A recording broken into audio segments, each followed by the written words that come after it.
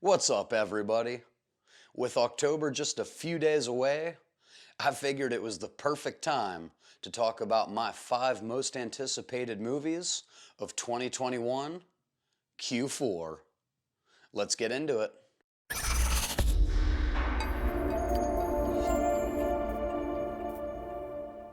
Now, while 2021 hasn't been full of blockbusters, I feel like it's definitely trending in that direction for the fourth quarter of the year. We have a lot of great movies coming out the next few months, but ultimately I narrowed it down to my top 5. So the first one on my list is gonna be The Matrix Resurrections. Releasing on December 22nd, Resurrections will be the 4th movie in this franchise and the first one in 18 years. Whoa. And all you kids out there, before Keanu Reeves was the badass John Wick, he was simply known as Mr. Anderson. Mr. Anderson. My name is Neo. Right, Neo. That's my bad. Now obviously it's no secret at this point that the first Matrix movie was such a game changer for so many reasons, which made those 2 follow-up sequel movies that much more disappointing. So I'm approaching this movie with cautious optimism. I'm really eager to see if this movie's gonna capture some of the magic from that first movie, or if it's gonna feel more like a quick cash grab filled with nostalgia bait. But regardless, I'll definitely be seeing this one as soon as it comes out. So to start my list, Matrix Resurrections.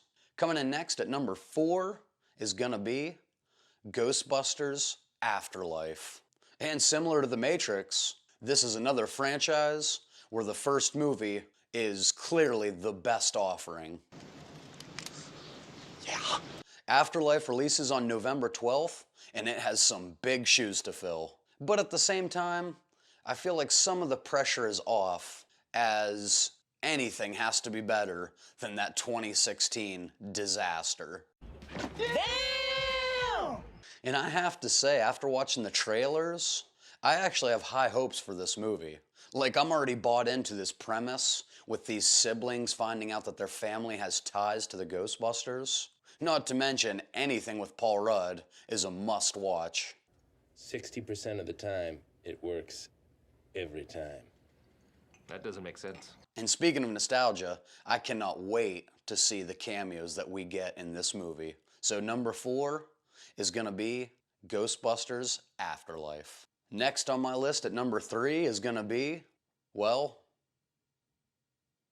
Let There Be Carnage. Directed by Andy Serkis, who seems to do everything, Let There Be Carnage releases in just a few days here on October 1st. And although I wasn't a huge fan of Venom, I also didn't hate it. And anything remotely related to the Spider-Verse, I'm here for it. Venom and Carnage have just always been 2 of my favorite characters, which I think says a lot about me as a person.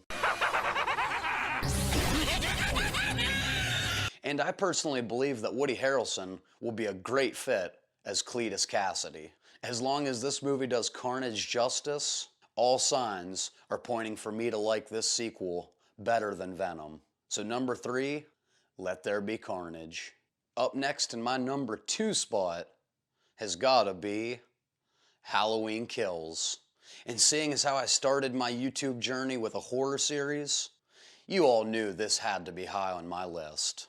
Now, aside from a few very minor gripes, I got really horny at the party and like all these girls were like dancing on me. They were feeding me guacamole in all these sexy ways.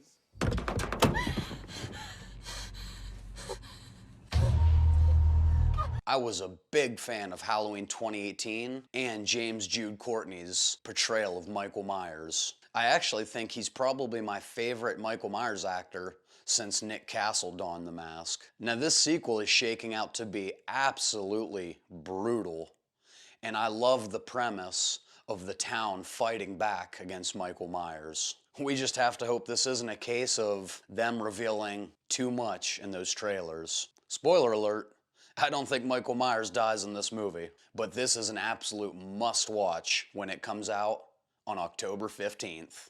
Alright, now here we are at number 1. We all know what movie hasn't been on this list yet, and we all know the movie everybody's going to see. Number one has to be Spider-Man No Way Home. Could it be anything else? Now, I will admit, I caught some superhero fatigue. As I'm not the biggest comic book person in the first place. Man, you are one pathetic loser. And I actually hadn't watched anything Marvel related post-Endgame up until I went to see Shang-Chi 2 weeks ago, which was a really good film.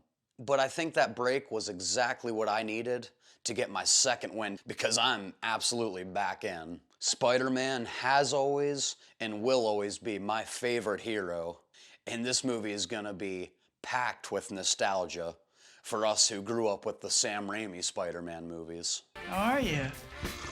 Quite a Come smoke.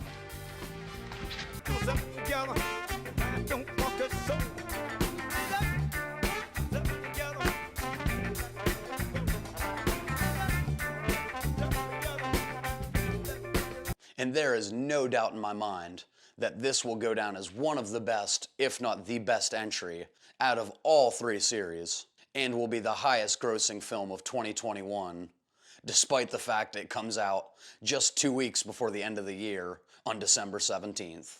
If there was one movie I had to put money on for not tanking on this top 5 list, this is the movie.